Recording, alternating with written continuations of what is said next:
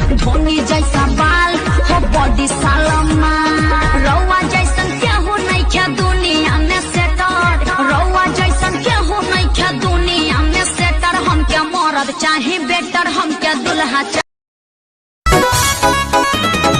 Writer Sandeep से कले बुसादी भूलबू अपना लभार के तोरा चक्कर में पिटाइल कुलदीप गोरी हो अपना घर।